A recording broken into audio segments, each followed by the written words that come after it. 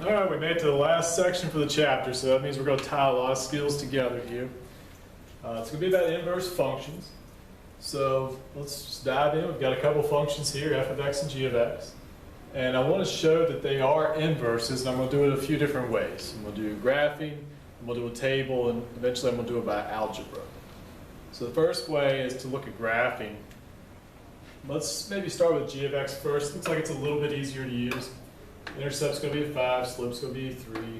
So that was taking too long, so I just skipped ahead. Also, f of x. We could write it out another way, I guess, if you wanted to. If you're having trouble kind of figuring out how it's going to look like, it's going to be 1/3 x and then minus 5/3 for an intercept. All right, so minus 5/3 is almost 2. Just get close. And the slope was 1/3, so we go up 1 over 3, up 1 over 3, back 1 down 3. So sort of like that. All right, this one's kind of hard to see where they're crossing, but hopefully you kind of can tell. It looks like they're crossing right there in that dotted line. Now go ahead and tell you, if they are inverses, they will cross on that dotted line. And we'll talk more about what that dotted line is and how it comes to be in just a minute. So it looks like the two lines cross each other, and on this dotted line that I've kind of just had on the graph from the beginning. If we look at that dotted line, it has an intercept of 0 and a slope of 1, so it's y equals x. And in a few minutes I'll talk about why that's really important, but what's kind of special about that function, y equals x, is the input is the same as the output. So that is important for the inverse part of it. We'll get into the explanation of why this is happening. But for now, they will cross on y equals x if they are inverses. So by a graph, they should kind of look like mirror images, and they should be reflected across that line. So if we're going to do the algebra, let's kind of look at how one point becomes another on the graph. So let's pick a point that was kind of straightforward that I could probably name, like say 0, 5. Okay. Well, think about that idea of y would equal x. So you can just switch the x and y value to find the inverse. So that means 5, 0 should show up on the other graph. And it looks like it is. Okay. Let's do it for another point. Let's do it for, say, -1, 2. Okay. So that means 2, -1 should be showing up on the other graph. And it looks like it will. So that's another way you can kind of tell by a graph that they're inverses. If you flip the x and the y value, if you flip the x and y value for 1, does that point show up on the other graph? So back to the algebra part now. If the overall function, so f of x was x minus 3 over 5. So if for any point I can just flip the x and the y coordinate and get the other graph, then think about what a function's made of. How many points is a function made out of? Well, it's made up of an infinite number of points. So if I took every single point on this purple line right here and reverse the x and the y coordinate, I would get every single point on the blue line. And that's what we kind of want to look at. So this is, a graph is always good to kind of get the idea, but it doesn't show for every single point ever. So what I mean by that is, let's go back to the y equals notation for just a second.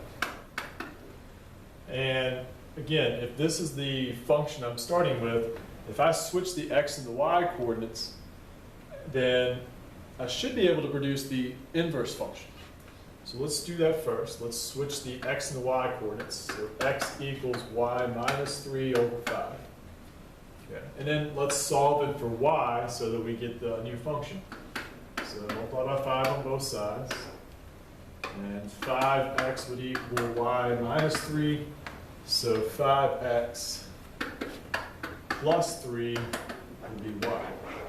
And that is the other function. So that's an algebraic way to show that the function we started with is the inverse of the function we end up with. You can start with either one you want to, but the main idea, switch x and y, and then solve for y, see if the first function turns into the second.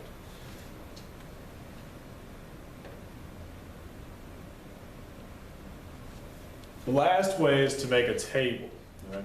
Algebra is still the best overall way. So what we just did, that's the proof part.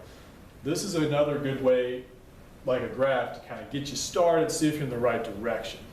So I would pause here and fill out the table. In class, that's what I would ask you to do. I'd give everybody a minute to kind of get this filled in for a few points. I would try to stay kind of close to 0. And so I'll pause here, and when I come back, I'll have these filled out for you. So I'm going to switch over to the calculator just to make sure we're okay with how to get the tables out of the calculator. You should be able to do this by hand, no problem, but just in case. So if you put them in for y equals, remember you go to second and graph, and that pulls up your table. And you can actually see both functions at the same time this way. So I'm going to switch back over to the notes here. But what I did was I just started with one of these, and I'm going to show you how I'm going to use that to fill in the second table. So here's a few points I picked on the f of x function. So here's what I want to do over here for the g of x function. I want to see what happens when I try these y values, -3, -2, -1, 0, and 1. Okay. So I picked a few things that kind of worked on the f of x function. When I say worked, they gave me an integer out, it wasn't some decimal. So I'm going to flip back here for a second, and let's see what matches up with these different numbers. I'll come right back and I'll have it filled out for you. So what I did is I took the y values from the f of x function and used those for my input, my x values for g of x. And then I went back to the table just to see where it landed. So -3 gave me -4, -2 gave me -1, and so on. So that's how I filled it in. The thing to really notice here is, again, if you switch the x and y coordinates on one function, do you get that on the other? And that's what's happening for every single one of these. If I switch x and y, that's what's showing up on the other function. So that's how you would tell by a table that they are inverses. This is 5 points, so this doesn't prove anything, but this is enough to get us started. If we were thinking these were inverses and we're just trying to check one way or the other, this is a good way to get started. If we could tell right away they weren't inverses, we could stop. But if I do this and I see it looks like they are, these 5 points are working out, that's usually when you move on to the algebra. Now let's try to prove it for everything. And this is a more robust way to show how these are inverses by algebra. And I've done this with kind of a proof format with all the letters. So let me take a minute to explain what this graph is so you get familiar with what you're seeing. Okay. So you got 2 lines, one's labeled function f of x, the other line is labeled function g of x. And I picked a point A, B right here. All right, these letters they could be anything. All it means is there's some number for x, some number for y for a coordinate. Now if they are inverses, that means if I flip these around, then BA should show up over here on this function. And something else we talked about was how they should be symmetric across y equals x. So they should cross on that line.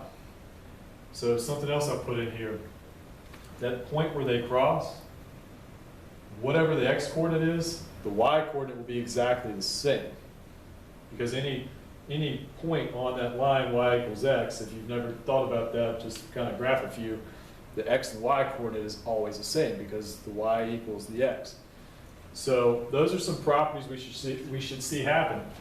Pick a point on one function, flip the x and y coordinate, those show up on the other function, and where they cross, if it's on y equals x, you'll have the same number for x and y at that point. So let's run through a few things we know to be true and kind of lead into something bigger. So f of a, well, f of a should be b. I put in a for this function, I get b for my output. And let's find g of b. If I put in b for this function, my output is a. All right, might not be really clear where this is going yet, but now think about composition with this. So what's f of g of b? All right, well, g of b was a, and f of a was b. So it turns out that if you compose these functions, whatever you put in the beginning is what you get out in the end. So if I did pick just any x, y coordinate, let's do it this way. And what that would mean is whatever I'm putting into the function when I compose it is what I'm getting out. So f of g of x would end up being x in the long run. So that's going to be a conclusion now that we're going to kind of discuss how we get back to that line y equals x. So if they are in fact inverses, if f of x and g of x are inverses, then when you compose them, when you put in x, you get x out. And if you think about what f of x or g of x or any function of x is, we can substitute a y in there easily. So there's why that line y equals x is showing up as your line of symmetry. So if we were in class, I would get to this point and make it a little interactive. I'd ask you all to do these three on your own. What you're going to do is take a look at these three functions and determine whether they have an inverse that is a function. That's the key. Is the inverse a function? So take a look at these, try any method you want. You can graph, use a table, do algebra. Algebra is the way that's going to really prove whether or not the inverse exists and what it is. But if you're just trying to tell whether the inverse is going to be a function, graphing or a table may be a good option as well. So again, pause, and we'll come back in a minute and I'll run through them with you. So first up is 2x minus 5. So if you switch the x and the y coordinate, so this becomes 2y minus 5, and then x minus 5 is 2y. And it's looking to me like it's going to work out. It could have an inverse. Okay. So I'm going to flip over to a graph real quick. There's a graph of that line. And lines tend to have inverses. I'm not going to really find it or graph it on here. But it seems like it should have an inverse, so we'll leave it at that for now. All right, the next one, x squared plus 4. So let's do the same approach, and we'll kind of block this off. And maybe I'll do it over here so I've got them over. So x would equal y squared plus 4. All right, so x minus 4 would be y squared. Square root on both sides. So plus or minus the square root x minus 4 would equal y. So would it have an inverse? Well, kind of. It has an inverse, but is this inverse a function? So if you graph this, the square root function, it'll start at, this one would start at positive 4, and it would go kind of like this. But then you also have the negative part of that. So it would be a parabola turned sideways. Now, let me flip back to the graph for a second. And hopefully it kind of makes sense that if you start switching x and y coordinates, you would end up with a parabola that would be sideways. If you just start picking points like 6, 1, that would become 1. If you picked 1, 6, that would become 6, 1. Negative 1, 6 would become 6, negative 1. So hopefully you can kind of see, if you did point by point, how that parabola would take shape. So it does kind of, it kind of has an inverse, but that inverse is not a function. So where do functions break down if they are? Well, they've got to pass the vertical line test. So kind of keep that in the back of your mind. This last one was all sorts of fun if you tried algebra. You get x equals y cubed minus 4y squared. Ooh, and so if we're going to solve for y, we've got to do a little bit of factoring. Y squared outside of y minus 4.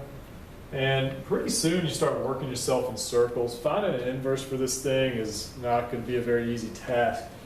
So let's kind of draw back on what we figured out in the last one and see if maybe we can figure out a way to know whether it's going to have an inverse or not.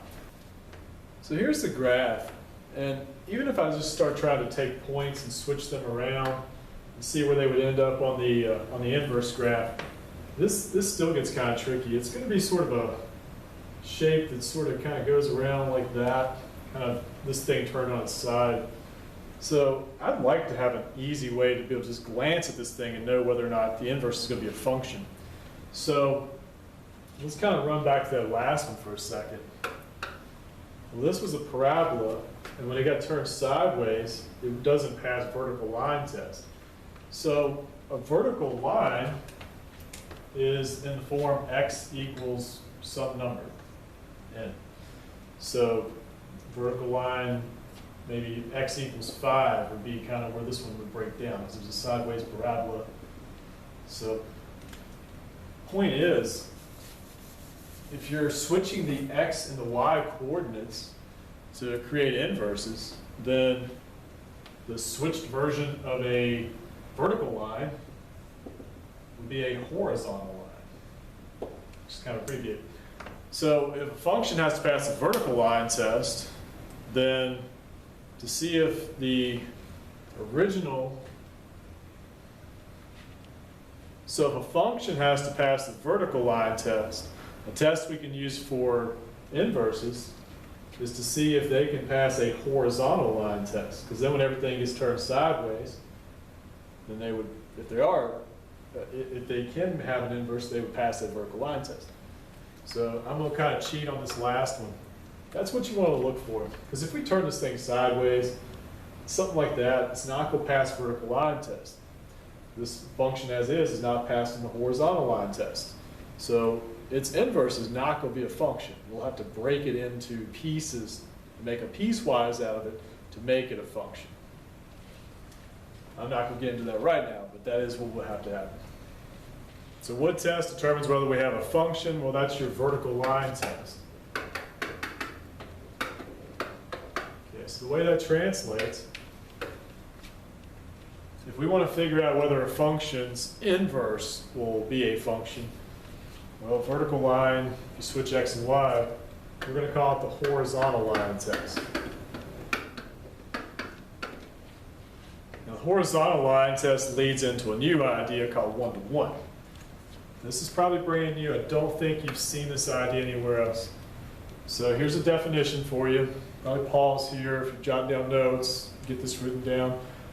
I'm never going to quiz you word for word on definitions. If I ever do, I'll tell you this is really important. You need to know it. So just as long as you understand what this is, you don't have to write down a formal definition to memorize that. But what's going on? If a function is one-to-one, for every y value, we can map it to exactly one x value. If I take a look at the graph of the line, the 2x plus 5, okay? So that was one-to-one because its inverse had a function, was a function. And if you think about, for every single x on here, you're going to get a different y value out. It's basically a horizontal line test just put into words, because every x value on here will have a different y value out. Okay, that seems kind of strange.